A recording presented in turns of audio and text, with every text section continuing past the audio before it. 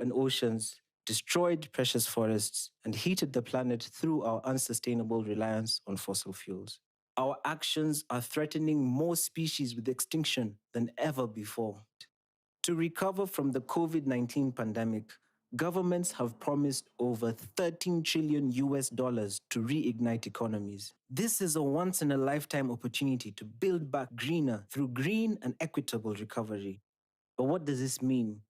It means making sure that the money used to recover from the COVID-19 crisis helps to tackle another one, the climate and biodiversity crisis, the impacts of which are already being felt. A green recovery can ensure a brighter, fairer, more sustainable future for all, but only if it puts nature at the heart of spending. Through our global partnership, BirdLife is uniquely positioned to lead the way to a green and just future, helping to connect donors and investors with projects that are making a real difference. We are working with 3 national BirdLife partners: the Nigerian Conservation Foundation, the Nature and Biodiversity Conservation Union, and the Nature Society of Singapore. Together, we will engage with governments at a global, regional, and national level to ensure that recovery agreements prioritize nature and people. By conserving and restoring nature and moving to renewable energy sources, these agreements can generate new jobs, reignite economies, and create a healthier environment, allowing people and nature to thrive. If we are to recover from COVID-19 and survive the climate and nature crises, we must demand that nature is placed at the heart of green recovery efforts. The time is now, and the BirdLife flock is leading the way.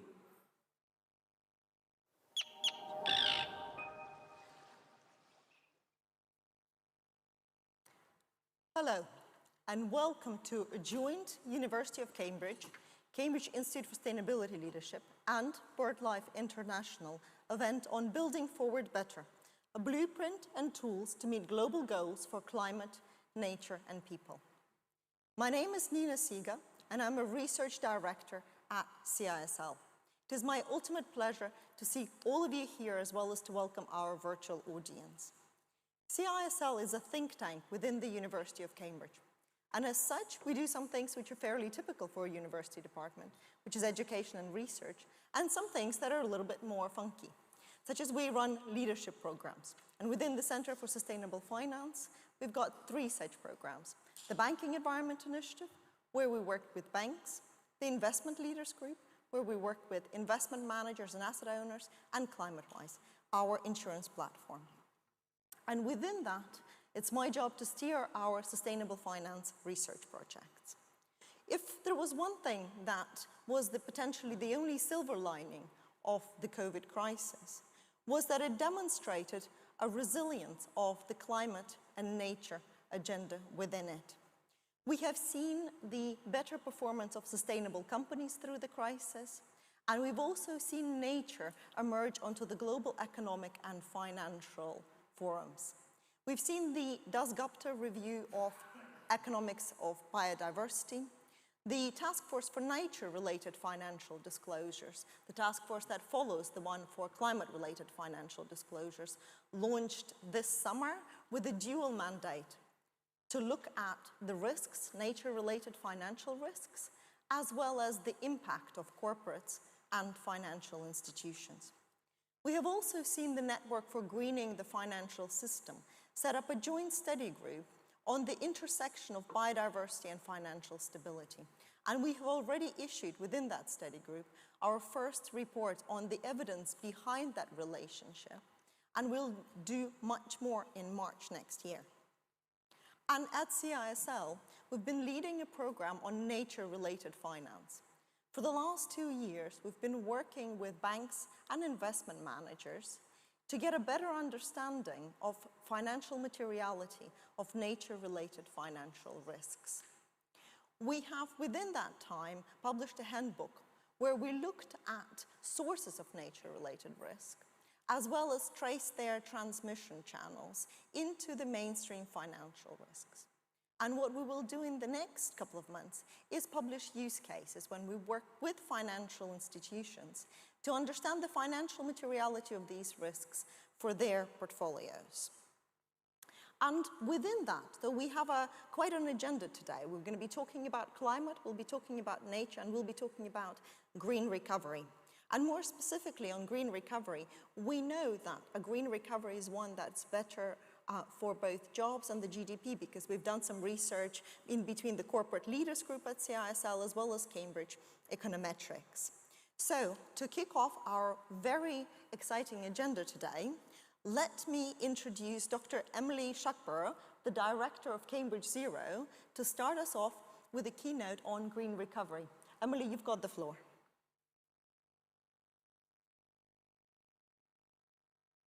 Thank you very much, Nina. Today, we sit at a pivotal point in history. The toll that COVID has wrought across the world is immense. But in the months and years ahead, as we look to how society can emerge from the pandemic stronger and more resilient, we must face head-on the triple challenges posed by the threats to the destruction of nature, by climate change, and by social inequality. During this decade, we must deliver the transformational change to get on track for net zero emissions by 2050 and address the wider UN Sustainable Development Goals. The shock to the global system caused by COVID has created new challenges to achieving these ambitions, but it is also revealing new possibilities. The pandemic has exposed the lack of resilience in a system that has already failed to meet the needs of hundreds of millions of people and is unprepared for future shocks driven by climate change, biodiversity loss, and environmental degradation. But it has also shown us how quickly and dramatically we can change our behaviours under pressure.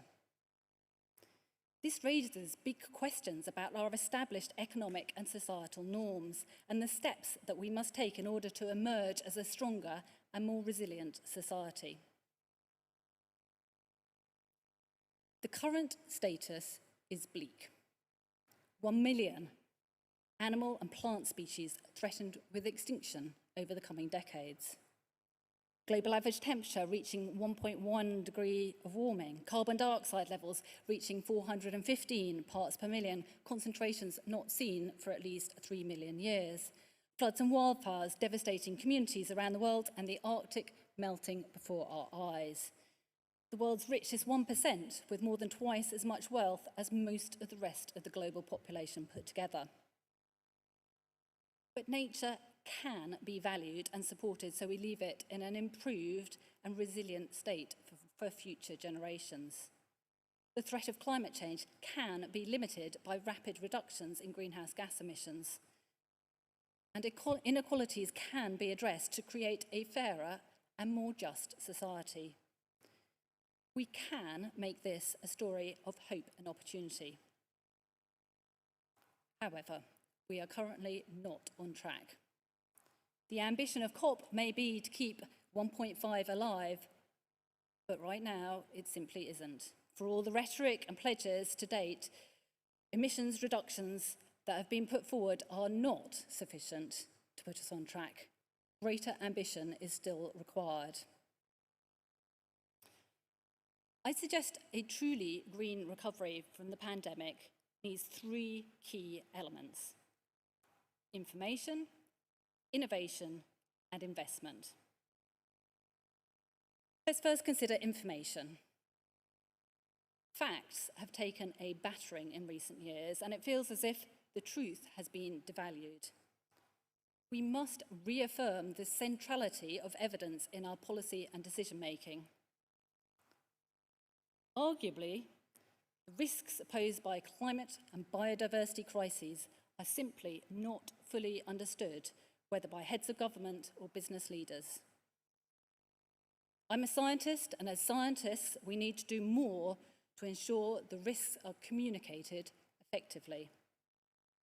That includes quantifying the risks at local levels, combining together information on hazard generated by extreme weather, for example, together with information on the vulnerability of communities. Progress is being made in this direction through developments such as UNICEF's Children's Climate Risk Index, but more could be done. It includes characterising cascading risks, risks that propagate through supply chains or disperse through global society, interacting with other underlying risks, fueling the drivers of migration, conflict, and indeed pandemics. And the risk of passing tipping points, whether the disintegration of the polar ice sheets or the extinction of species. The IPCC and IPBES are powerful examples of how, by coming together, the scientific world can help shape the global response. What is perhaps missing, though, is an annual, concise, hard-hitting risk assessment covering the climate and biodiversity crises together, with regionally specific information targeting heads of government and business leaders. Let me now turn to innovation. 18th and 19th century ingenuity and creativity brought about the Industrial Revolution that transformed society in many countries of the world, but, as we now know, at a terrible cost to the planet and a terrible risk to future generations.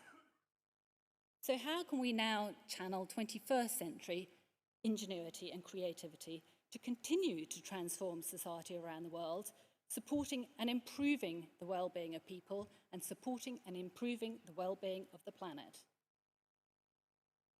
As we move to an ever-increasingly electrified world, energy storage will become critical.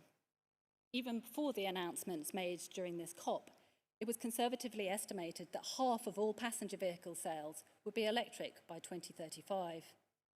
At least 25 million new vehicles each year, each with a battery.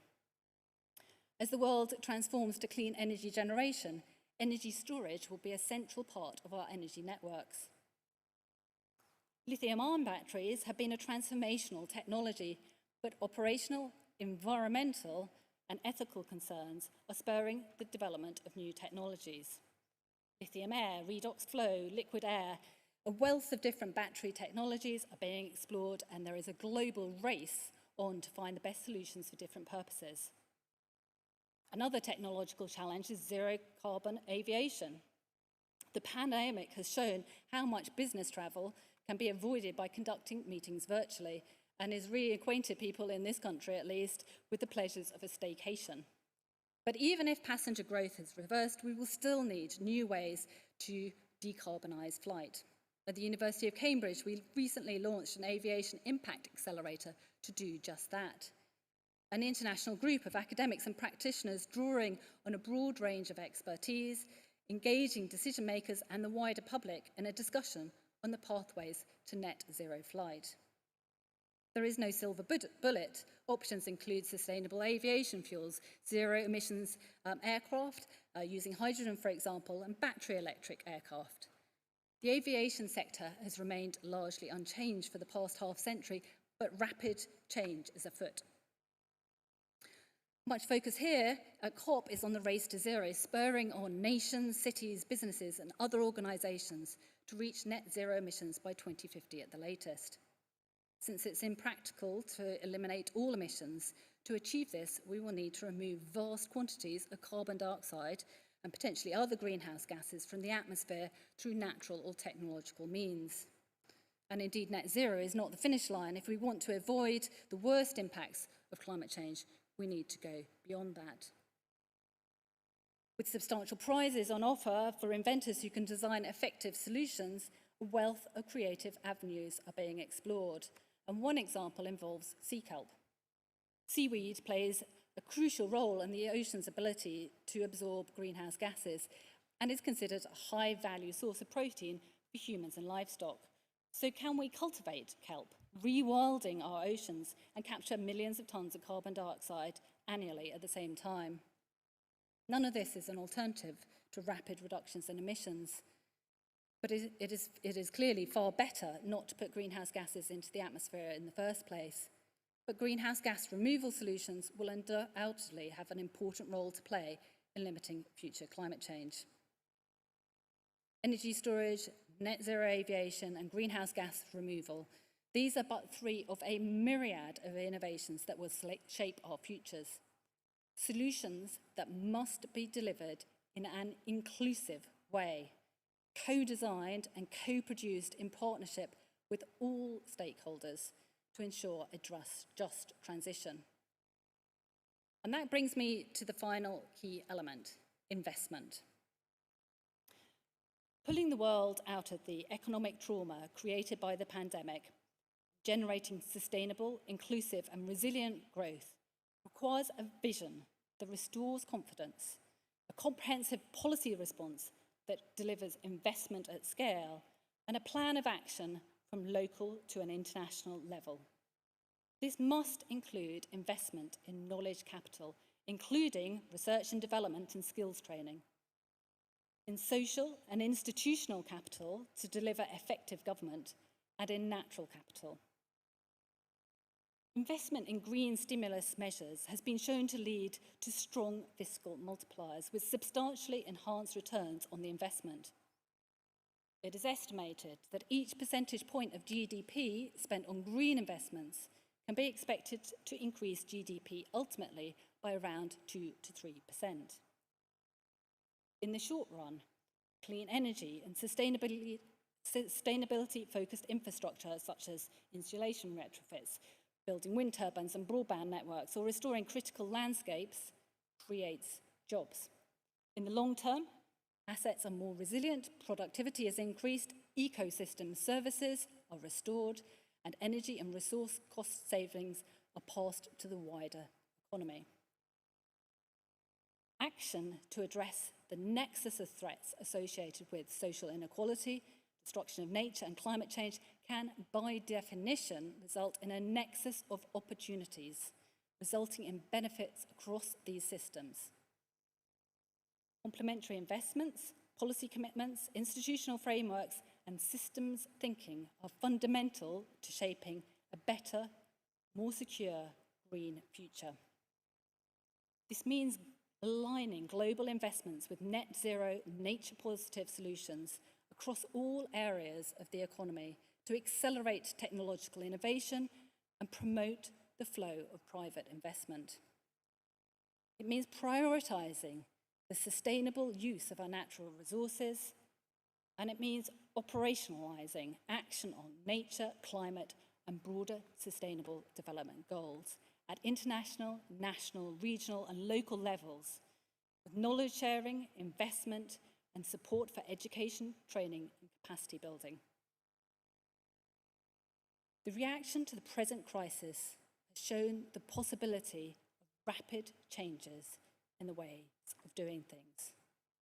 It offers an opportunity to embed sustainable behaviours and to promote a fair and just transition to a more resilient, inclusive, zero-carbon society that is in greater harmony with the world that sustains us. The opportunity to boost productivity by investment in resource-efficient, clean innovations is not new, but the pandemic has given this vision a new and urgent dimension. In her opening speech at this conference, Her Majesty the Queen said, "What leaders do for their people today is government and politics, but what they do for the people of tomorrow is statesmanship." We must all surely aspire to statesmanship. The future is in our hands. Let's ensure it's a green future. Thank you.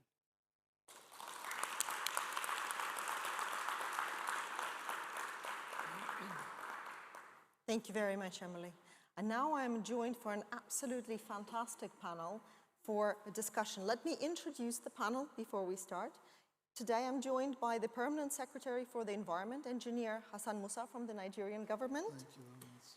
By Xiaohong Yang, the Chief Thematic Officer at the Asian Development Bank. By Stefano Signora, Head of Unit on Climate Change, Sustainable Energy and Nuclear Safety at the European Commission.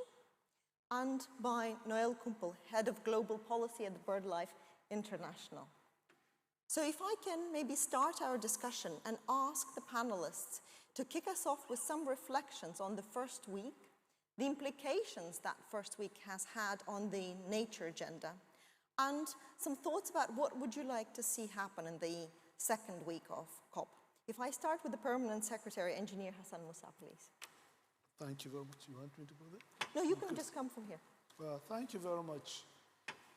Like the last speaker said, the future is now. We have to act. In Nigeria, we have taken different ways of trying to solve this type of challenges. Among them, we have had the Green Great Wall. We are trying to develop our forestry.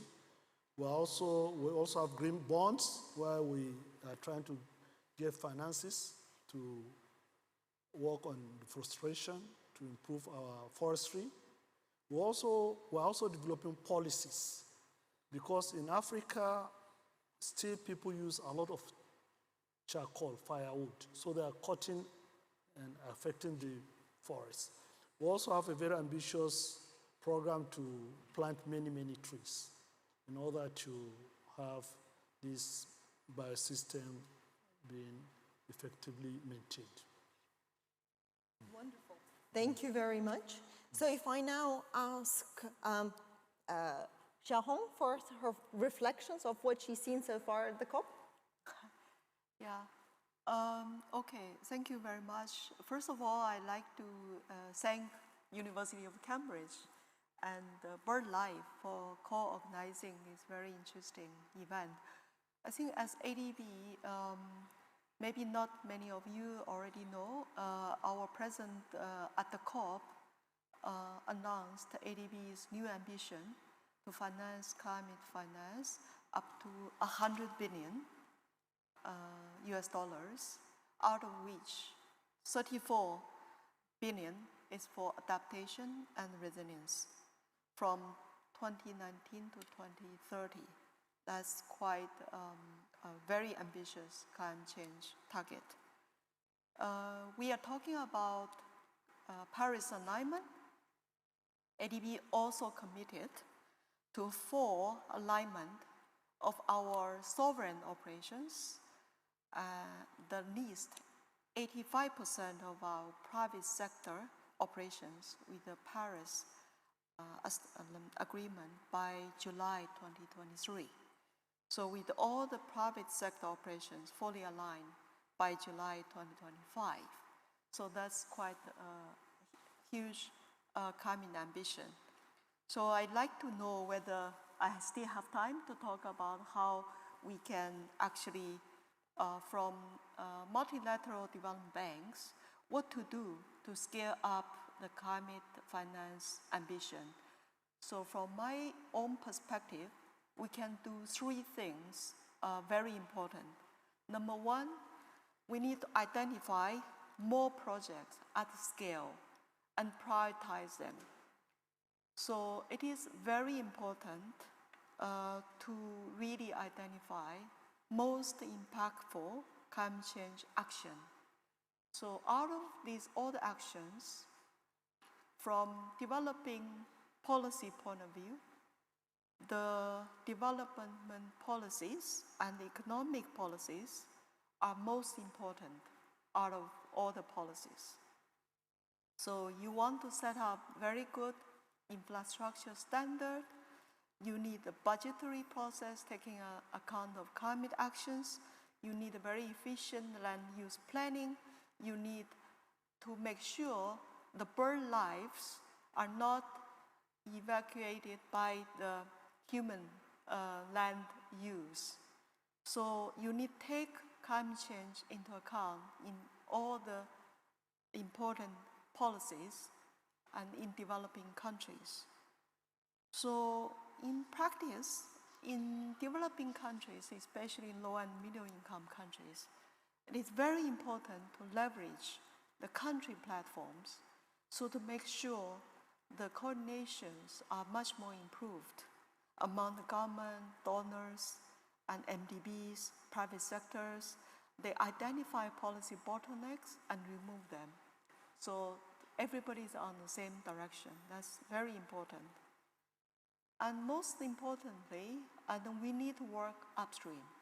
So we need to work with both public and private sector to develop and design projects which can be financed. Because we know there are private capital, they want to finance projects, but they don't have projects available for them to finance. And also efficiently deploy grant and concessional finance to really mobilize the private foundations. I don't know how many of you were here last week. We also launched, we call it ETM, the Energy Transition Mechanism. So we mobilized Rockefeller and also IKEA Foundation to finance the ETM pilot in 3 countries, amounting to $100 million. We announced it only last week. So in 6 weeks, Rockefeller and IKEA Alliance made the decision to mobilize $100 million for that. So later on, I will also introduce how ADB will finance the BirdLife, we call the EAF initiative. Over back to you, thank you. Thank you very much.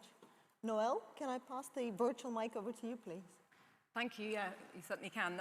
So BirdLife is the world's largest partnership for nature. We've got national NGO partners in 115 countries. So yeah, we've been thinking about this a lot. First key point is here, there's no viable route to limiting global warming to 1.5 degrees without nature. So that's a really critical point that I think has been articulated quite strongly this week.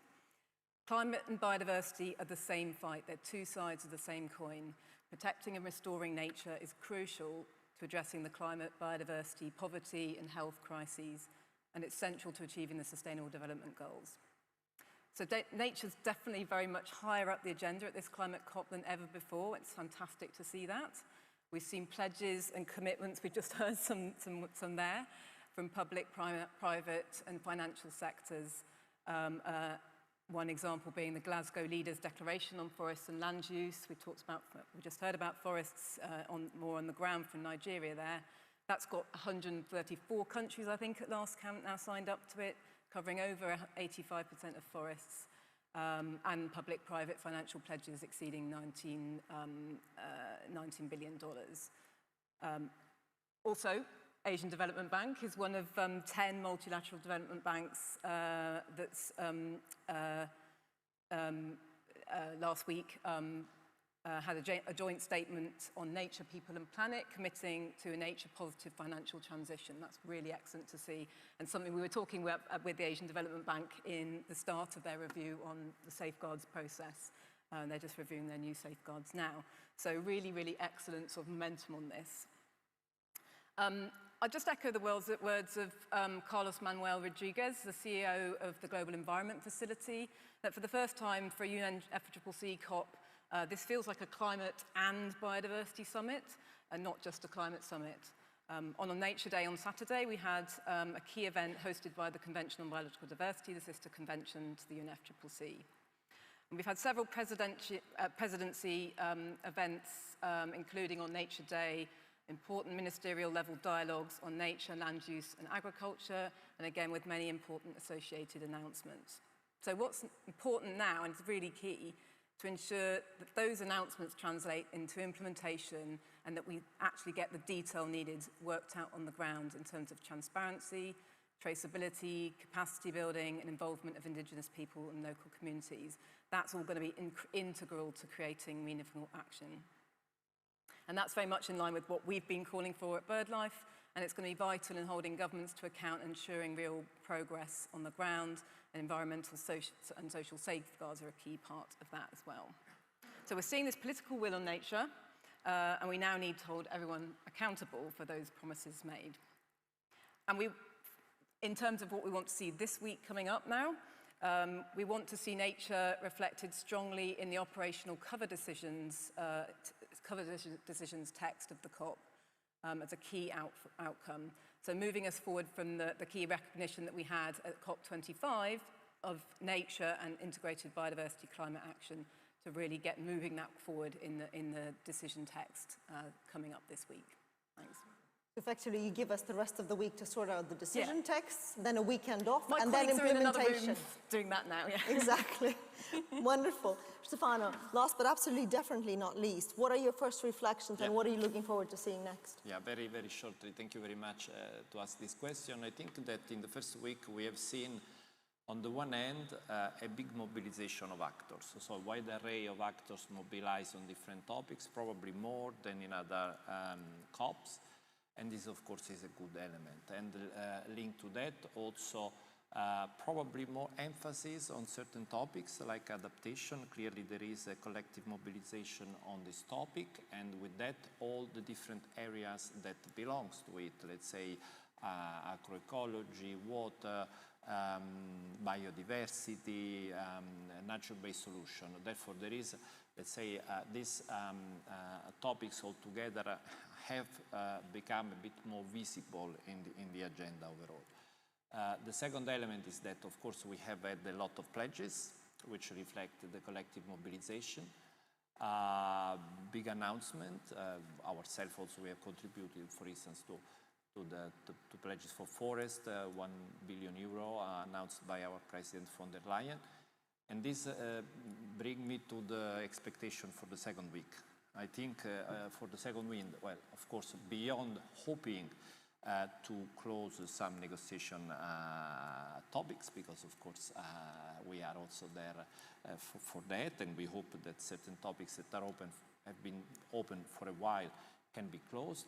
But I think the question now, and of course this will not be fixed only this week, but will be, let's say, a rendezvous for the future, is how we get equipped to keep track and measure, let's say, monitor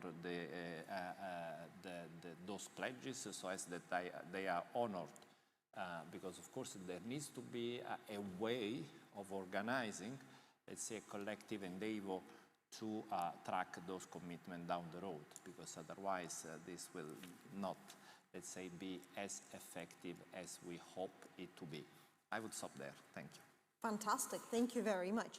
Now, we started our conversation with a video from BirdLife talking about green recovery and green recovery principles. So maybe, Noel, you can talk to us a little bit more about that. Yeah, no, very much like to, yeah. So the COVID-19 pandemic has demonstrated the link between people and wildlife and the urgent need to restore nature and build back better from the economic disruption of the past 2 years. So as you saw in the video, BirdLife has developed a set of principles which put nature and conservation and restoration at the heart of the economic recovery that we need to see, to help us build back better towards an equitable, nature-positive, carbon-neutral future. So those three elements are really key. These principles are designed to guide and reinforce existing national recovery plans and are aligned with the SDGs and other current environmental agreements. So I haven't got very long, so I'll kind of rattle through a few key areas on this. The principles, basically, though, are founded on a green, blue, just and resilient recovery. So there are a few elements here. This means, firstly, building recognition of the importance of nature to our daily lives. So green recovery needs the participation and support of the general public. By educating people, raising awareness of the importance of nature, we can inspire them to champion its protection. And that's obviously necessary for policymakers to act. And COVID has seen a real shift in this heightened awareness, as stated clearly by the UN Secretary General and many, many others. Then there's a point about partnership and bringing everyone to the table. We need to ensure that change is on a large scale. And we talked about some of the partnerships already that we have. And we need to build agreements and partnerships with many different areas of society, bringing together local communities, civil society organisations, businesses, governments, and more. That is really critical to doing this at the scale we need and to make sure it's effective. Recognising that environmental justice and social justice are mutually reinforcing and interdependent is key. So everyone in the world is dependent on nature. It provides various goods and services critical to humanity's survival. A green recovery must therefore safeguard the well-being of vulnerable populations who are hardest hit by nature destruction, ensuring healthy ecosystems and sustainable economic structures. But ultimately, more equitable actions are more effective actions. So local people need to be involved on the ground But we need to recognise the time, cost, and the capacity building needed to do that properly. And so really build that into the finance and the support that we're providing. We need to ensure that our, the recovery is blue as well as green. Marine ecosystems play a huge role in regulating the climate and support the lives and livelihoods of millions of people around the world. And we've got to ensure that they're protected in line with existing environmental agreements. There's been quite a lot of talk about oceans here at the COP, but we need to, again, in the same way as more broadly nature, ensure that that's really operationalised as well. And we need to tackle the biodiversity and climate crises simultaneously. They are not separate issues, often closely linked, and they really interact with each other. So green recovery needs to be aligned with existing climate and biodiversity goals, including the Paris Agreement and the the SDGs. And by tackling those issues together, we can help reduce emissions, build resilience, and improve livelihoods, all while restoring nature. And then the final point sort of speaks to what we're talking about today, is about integrating nature into finances, policies, and practice. So nature conservation works best when it's included right at the planning stage, and we need to reimagine our economies and measure our progress, not just by money in the bank, but also by human environmental well-being. We need companies to go beyond just doing no harm to doing good, talking about this nature positive transition. They need to commit those operations to be nature positive by 2030 in line with the direction of global goals. And as we mentioned, as the kind of the multilateral development banks are moving forward on that side of things. And funding needs to be redirected from subsidies and activities that harm the environment to investments that are sustainable and benefit nature and people. And that ultimately will make economies, businesses and societies more resilient to climate and environmental shocks. So it's in our long-term interests. And that means integrating environmental and social safeguards and accounting mechanisms into financial decision-making across government and within the financial and business sectors through clear targets, enhanced regulation, monitoring and reporting. So, for example, we're working with the task force on nature-related financial disclosures as one key kind of initiative to building on the related climate-related, the task force on climate-related financial disclosures to actually help to operationalise the carbon neutral and the nature positive elements that we've been talking about. And this needs data, really investment and an understanding of the data, the systems and the tools are needed to support that on the ground for environmental and social governance. In summary, a healthy future depends on a just green and blue recovery, and protecting nature will enhance the well-being of humanity and thus ensure a healthy future for all.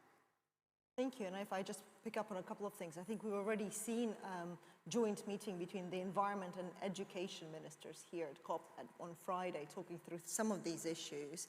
And when you were speaking about the relationship between the subsidies and the investment, I thought about the two statistics where we've got currently $540 billion going into subsidies harmful to nature, but only about $150 billion going towards nature conservation, and we need to flip that balance pretty urgently. If I can follow up with a question to Permanent Secretary for Environment, Engineer Hassan Musa, could you talk us through how these principles are being applied on the ground in Nigeria? Well, Nigeria, we've been looking at how do we catch them young. We found out that the issue of environment, it could be new. The whole world is talking about environment, but the real challenge of the environment is not only for today, but it's for the future. So like you are talking about the education, we've started to look at short, medium, and long-term planning to get everybody to be aware, especially the student youths, right from the childhood. We have short-term programs like short trainings. We're also looking at medium-term, whereby we've been discussing with the Ministry of Education to see how we can revise some of our curriculum in the schools, primary, secondary, universities, so that everybody is taken as part of it. We also realized that, like I was saying, the export of wood is a very big business. So we had to work from the federal to state and local. Let everybody be part of the nature. Let everybody conserve the nature. In Nigeria, we've also looked at increasing our parks. We had only 7. Now we increased 10 more in order to have more of these wildlife, birds, our marine, all of them being conserved so that the future and our present lives can be better. The challenges of financing, I think the world has been talking a lot. Like we said just in these few days, action is very important. They have to release, they have to. And lastly, I think we can always compare and contrast. There's nothing new when it comes to issues of science. We can always get better and better information, trainings, and coalition on how to improve our environments from different parts of the world. Thank you very much. Thank you. And if I follow on that question with a question to Shahong, could you talk us through the role of ADB in enabling the flow of funds to emerging markets to deliver those nature and climate commitments that are currently taking place? Oh, that's a good question. I think we do try to mobilize the funding from the new partners. So because of the requirement is huge, because the UN report shows even in Asian Pacific, I think the annual investment on climate change amounting to 1.5 trillion. That is equivalent to 4% of GDP in the region. So obviously that's a huge demand there. So we are reaching out the new resources, the new source of funding, like the private foundations, and we also create the carbon market. So last week we launched the high integrity and robust carbon market and try to pour amounts of private companies to meet these net zero commitments. So channel them towards the high impact climate projects in developing countries in return for their carbon credits. So that carbon market has a huge potential. It's just the beginning of the journey. The third area is about raising funds strategically for additional concessional and ground resources. This will help to provide blended and de-risking projects, because many of these nature projects, their returns are quite low. So it is going to be very important to get concessional funding and grant funding, especially in the initial stage, to prepare the bankable projects. Lastly, there is also a huge potential to further develop the capital markets in developing countries. For example, ADB has done a lot of green bond, blue bond, SDG bond, but our developing member countries, they really haven't yet to mobilize leverage commercial credit from the debt market yet. So in Thailand, we had bond issuances, that more countries need to do this to create these sustainable development for sustainable projects. So most importantly, create efficient platforms. So for both the private and public sector to co-finance projects, I'm going to talk about we call it EAF. It's going to be very important because to the effect today, we talked about this EAF. You have all watched the video in the beginning of the forum. The EAF is considered a very important initiative across 22 countries, from the Arctic Circle in the north to New Zealand in the south. So ADB is taking that initiative covering the East and Southeast Asia. So the location is really covering more than Asia, but also more on Pacific. So this initiative will also cover 200 million people as beneficiaries. And then the BirdLife will also support 50 million migratory water birds of more than 210 species, of which 20% are globally threatened. So you could see that we actually, as ADB, are seeking to mobilize $3 billion in vital investment for wetland protection and their sustainable management over the next 10 years. So this kind of project, EAF, will help to preserve the nature and then help to really increase the financing at the scale. Over back to you. Thank you. Thank you. And coming back to the European Commission, Stefano, can I come to you? Could you talk to us a little bit about what you're doing on nature-based solutions? And also, quite a cheeky question, what would be your priorities for the next financial cycle? Yeah. Okay. So, look, first of all, let me start from the internal side, let's say internal EU policy. As we know, we have adopted a very ambitious target of becoming the first climate-neutral continent by 2050. Reducing emission by 55% by 2030 in comparison with 1990 level. And for this to happen, we need all the sectors to contribute, all the policies. It's not just, energy, transport alone, but you really need all the sectors to contribute. And that is why we have adopted a number of policy documents, like Farm to Fork, for instance, to transform the agriculture in a way which is climate and environment friendly or in line with our objectives. We have adopted a biodiversity strategy and also a EU adaptation strategy. And we are endorsing an objective of protecting at least 30% of our lands and seas. Now, of course, we are not in this alone. So with our external partners, we are really boosting our action in the area of climate and environment. Under the new instrument for the new financial cycle that has just started, the 21-27, which is called Global Europe, we have a 30% climate target, which is basically we will spend at least 30% of our funds on climate action, and our president has even topped up this with an announcement of additional 4 billion, which means basically on average, 4 billion euro per year will be devoted to climate action, and also to double support to biodiversity. So this is really an important, let's say, commitment that we are taking for the years to come, and that are, let's say, translated into the current programming of the new instruments, which means that in many of our bilateral programs, we see actions on, let's say, areas which are relevant for those objectives. Let me perhaps give just 3 examples, because of course for time management I cannot be too long. Let's say the first area is certainly agriculture.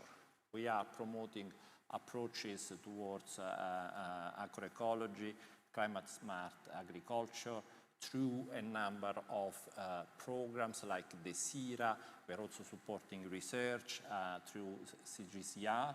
And we are basically really trying to explore integrated approaches where we put together our funding instruments devoted to agriculture, to environment, and to climate change adaptation. In particular, we have adopted roughly 40 innovative actions in the area of land management that we have called Landscape for the Future. The second area is forests. As I said, our president made a commitment for 1 billion euro for forest for the current financial framework, out of which 250 million for Congo Basin. That is really one of our big priorities. And in parallel also to develop what we call forest partnerships that create a framework for the action, let's say, in this area. The last last example that I would like to mention is the Nature Africa approach, which basically puts together biodiversity conservation, preservation, but also with the, let's say, promotion of a model which creates opportunity for livelihoods, clean energy, and also brings security. Let me give the example of Virunga Park, that we are supporting already in the last 15 or 20 years. And we see that through the support that we give to the park, we also bring to the wider area opportunity for job creation and also more security, because of course in a territory which is prone to conflict and violence, the presence of the park rangers basically bring more security. Let me conclude with a couple of elements. First of all, that we also need to connect all this to the second segment of COP15, with the hope that we can reach a global biodiversity framework which provides, let's say, a serious framework for target review monitoring as we have for climate. And second, that of course we are all committed to explore ways to mobilize private sector finance in support of biodiversity and ecosystem protection. We will try to do this through our European Fund for Sustainable Development Plus. Of course, it's not easy because it's not the same, let's say, many of these areas you cannot have the same revenue generation that you can have, let's say, for instance, in renewable energy, just to make an example, but we need to try, and we need really to make it sure that the instrument we will shape are, let's say, geared towards this objective. Thanks. Actually, I'm going to pick up on something that you've just said, namely that one of the use cases that we're doing work on with financial institutions is the transition risks posed by the EU biodiversity strategy. So effectively looking how that is already financially material for the financial institutions, for the banks and the investment managers that we work with. So I think we're already seeing this come into the conversation. So we've had a really interesting conversation among ourselves, but I'm also keen to involve the rest of the room in this conversation. So we've got 4 microphones around the room, and we would be very happy to take some questions, whether in person or virtually. So any questions, please come up. Please come up to the microphone, take your mask off, introduce yourself, and ask us a question. Yes, I'll take 3 at a time. So if you come up to that microphone, the lady goes to over there. And if there's a third one, then. Hi, thanks for a great session. My name is Patrick. I'm from RSPB Scotland. So most countries use GDP to measure economic success, but that doesn't take account of nature depletion. So how do we encourage countries to change the way they measure economic success to put us in a more sustainable path? Thanks. Fabulous. Young lady over there. Yes, can you take your mask off and introduce yourself and ask the question? Hi, my name is Koen. I'm from South Korea. I'm part of a youth organization. And hearing the session today, I've always felt the necessary of engaging more youth and sharing these initiatives and the importance of conserving our biodiversity and, for climate change.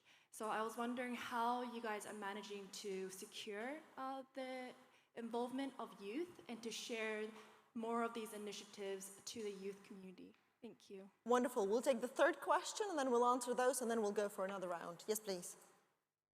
Larry Moffat with Rise for Climate Belgium.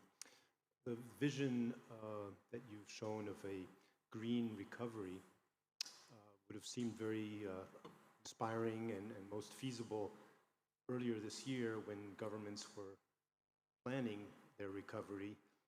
But now that the money has been allocated, and much of it, according to recent reports, is going towards traditional fossil fuel type investments, so much so that it speaks of a brown recovery rather than a green one. So is it not too late now for ensure that it's a green recovery? Perfect, thank you. So we've got 3 questions on the nature GDP connection, on the youth, and on the green recovery versus money. I'll say one teeny tiny thing on the GDP. I mean, GDP was very famously set up post-World War to figure out the infrastructure developed, so it does not encompass any of the issues that we're talking about. And we've had this conversation within the economics of biodiversity review by Professor Gupta and thinking about how we can go beyond it. But who wants to pick up some of these questions? Stefano, do you want to try? Happy to start, perhaps starting from this question concerning GDP. Yes, it's true, GDP still remains largely the reference. I think there is an emerging realization that alone, you cannot consider it alone. If you look at a number of reports, you know, the UNDP Human Development Reports now includes climate change, or in any case the environmental dimension. A number of indexes or reports are enlarging the approach, not only looking at GDP. Then of course, especially when you are below or around the poverty line, it's not easy to shy away from economic and social consideration, but I think that, as I said, the collective wisdom is going towards, let's say, certainly enlarging, not necessarily replacing, but not considering the same GDP level as the same, because there are different ways, more sustainable or less sustainable, to reach a certain GDP level. So I will stop here to leave questions to the others. Thanks. Wonderful. Noel? Yeah, just to pick up on the green recovery question, yes, I mean, we've had 13 trillion committed to post-COVID recovery plans, and it's going in the wrong direction, which is exactly why we are really pushing for this green, blue, just, resilient recovery. A lot of money has been, has already been designated, but we've got the sort of different stages of recovery process. So we've got the short-term, immediate, has been a bit of a back to business as usual in many cases, but we've got medium and long-term strategies and finance to support those strategies. So it isn't too late. That's why the decisions being made here this week coming are critical, and at the upcoming Convention on Biological Diversity, COP15 as well. We need the frameworks and the policies in place, the targets, and this recognition of the joined up, integrated finance policies and actions that we need on nature and climate together. And we do, yeah, we need to make sure those targets and goals are clear, focused, and help to enable a better sort of medium and a longer term recovery process. Some allowance may be given to that immediate knee-jerk thing, but yeah, we cannot continue with business as usual, and I think that's really loud and clear, and that's also where I bring in the youth side of things. Yes, we need to bring you in, but you need to, you know, it's great. I mean, the Fridays for Future, the marching on Saturday, I was in the march on Saturday. It's your future, and we really need you to be part of this process. So we are working with youth at BirdLife and through our partners. We really need you to be shouting and making a noise about this, because we need intergenerational justice as well as climate and nature justice right now. Maybe I can start from the last question first. Maybe a lot of you may not be aware, ADB board approved our new energy policy just in October 2021. So our new energy policy supports a low carbon transition in the Asian Pacific region, and they will ensure the ADB commits to formally withdraw from financing new coal-fired power generation. That is a big, very big announcement. So we are no longer financing those projects anymore. And also not support any natural gas exploration and drilling activities. So to be selective in our support to other natural gas activities. So that is a very big commitment. I also mentioned earlier, we have a timeline to really fully align with objectives of Paris alignment.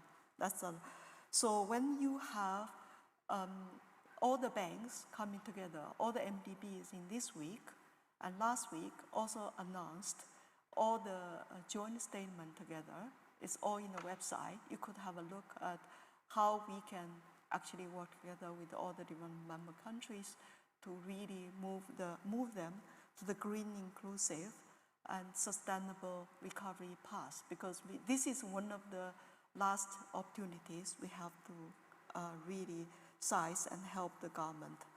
Of course, the government needs help. I think the second question raised was also how would the youth help to contribute.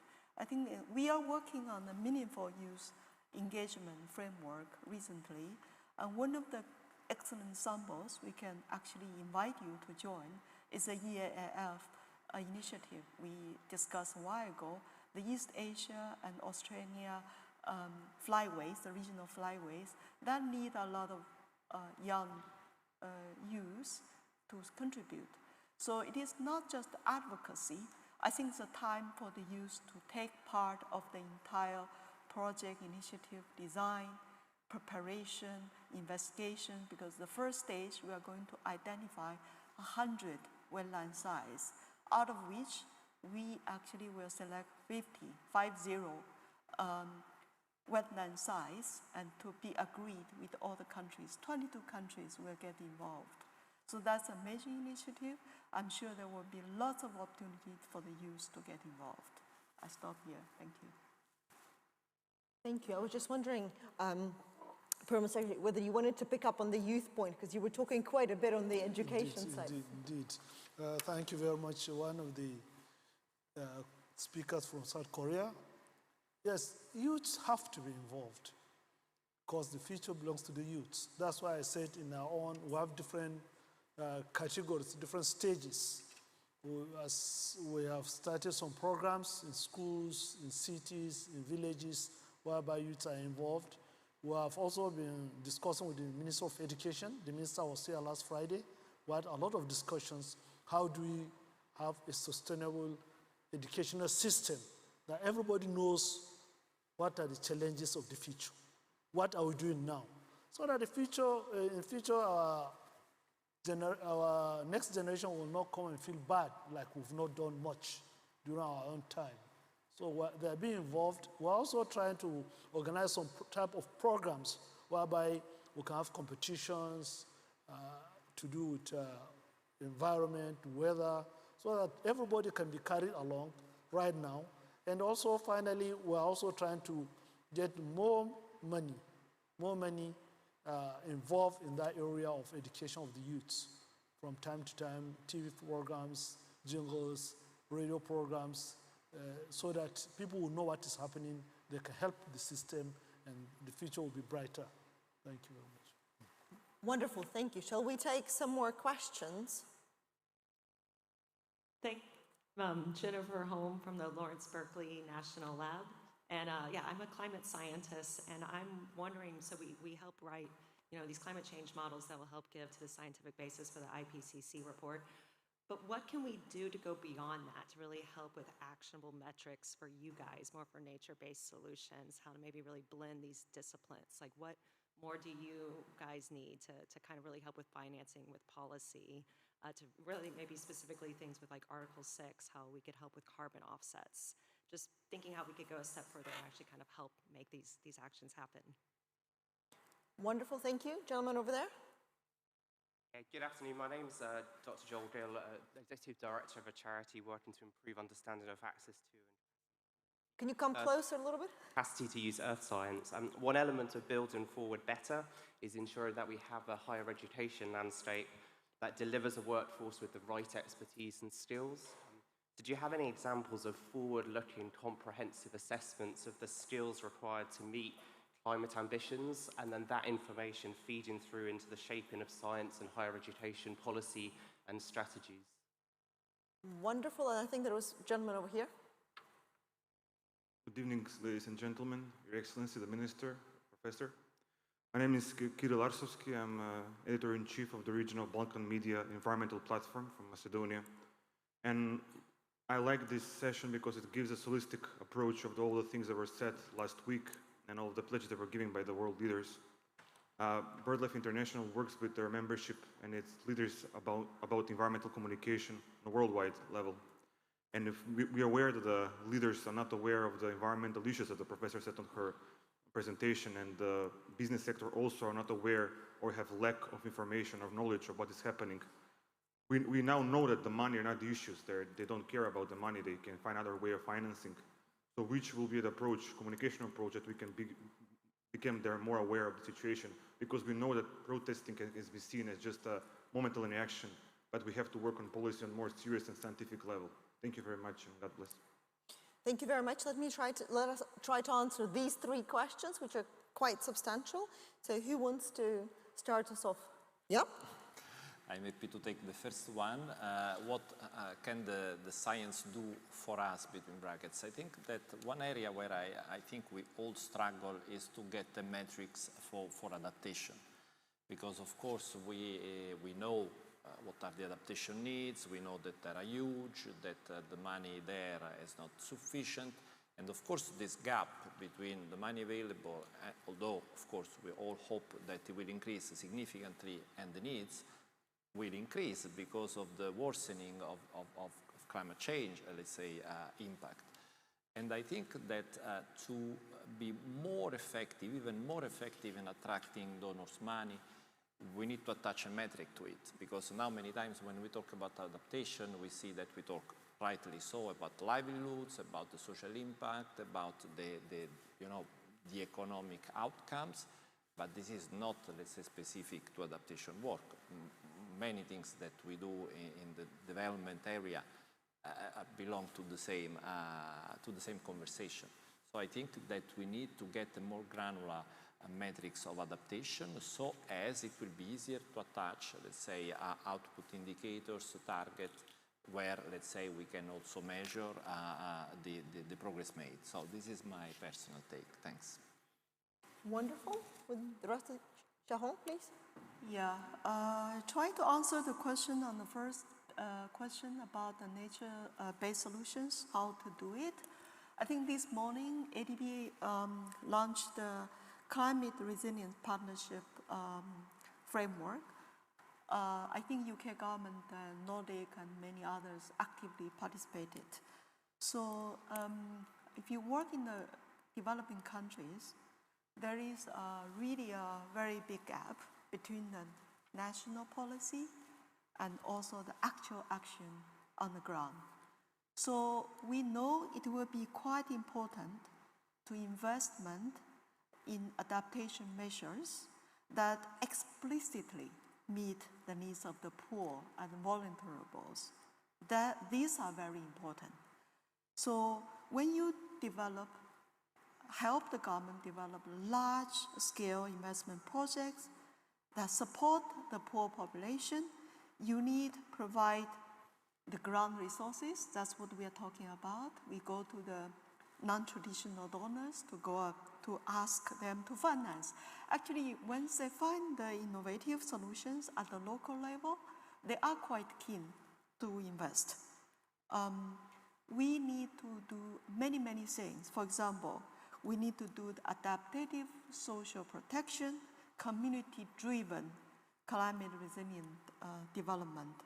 Climate smart agriculture, for example, you need to let the farmers know how to save the water, how to use the irrigation channels, how to maintain the irrigation channels, how to provide early warning system to help them to prepare them from the flooding, disaster, risk resilience, how to help them SMEs to work, how to do to help the risk-informed decentralization, how to help the women, especially to really empower them to be the engines of the change on the ground, how to lead them, how to help prepare the female net household to lead resilience actions on the ground.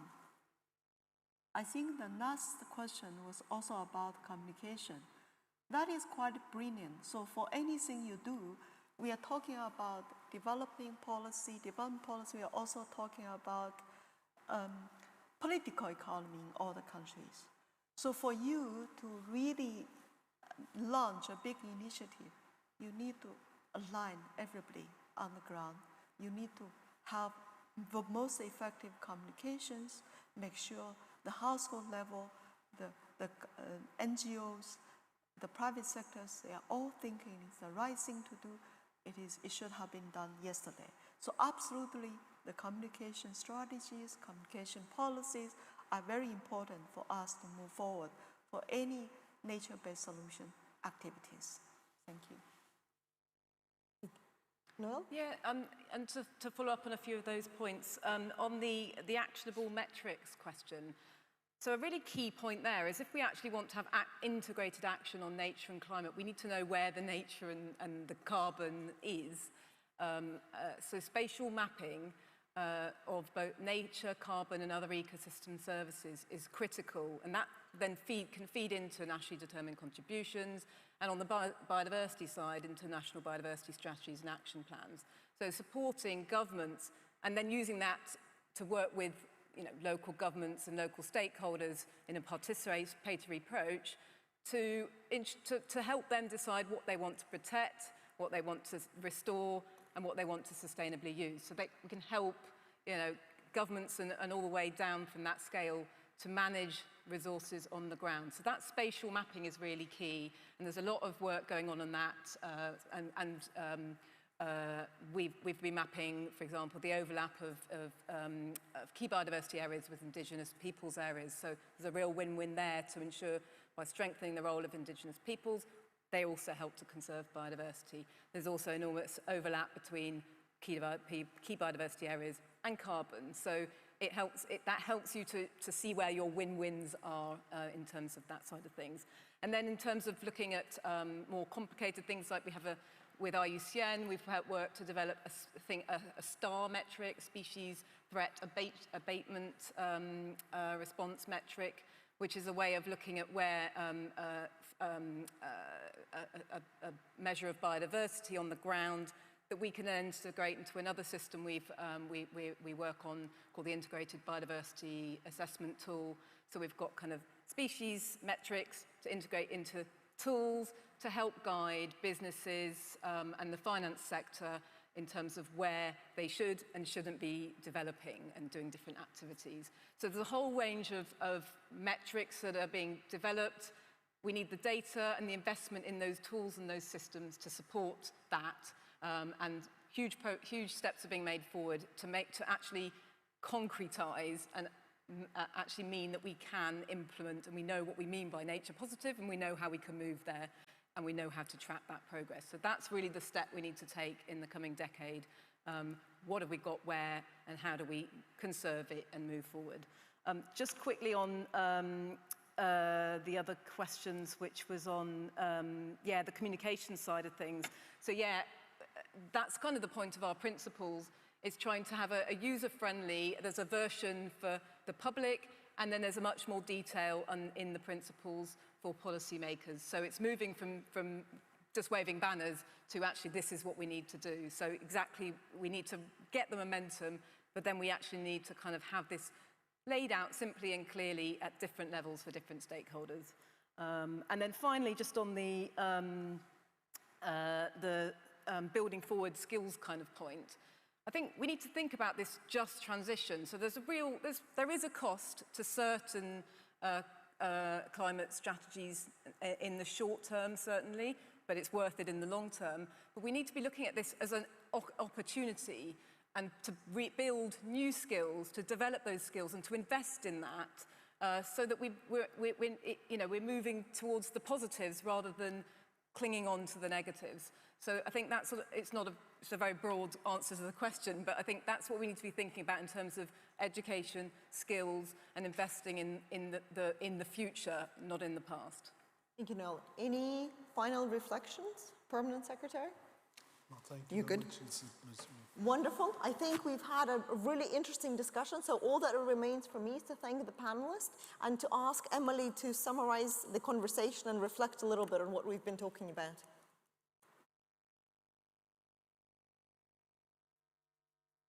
So there's clearly an increasing recognition of the centrality to nature to our society, and the centrality of protecting and restoring nature and the services it provides, whether those are cultural services or provisioning services of food and water, and indeed the solutions to climate change itself, whether that's in terms of building resilience or reducing net emissions.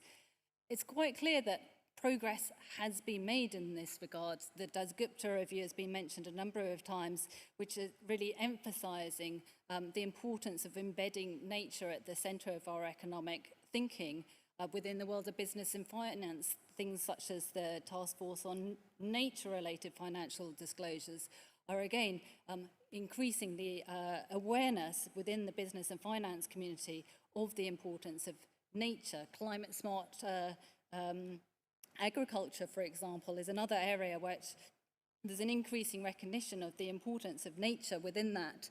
And more broadly, nature-based solutions are being increasingly put forward, whether that's at a national or international level, by development banks and so forth.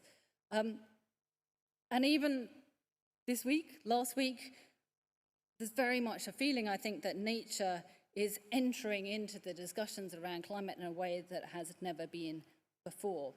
But at the same time, we've heard that too much of the COVID recovery packages have been focused on brown investments.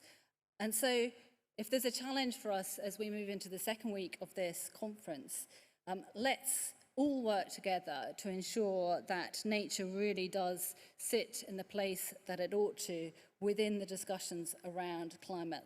Let's make this genuinely a nature and climate summit, and let's inspire all countries of the world to follow a green and blue recovery to the pandemic. Thank you. Thank you very much, and I hope to see you around in the COP venue. Thank you. Thank you very much.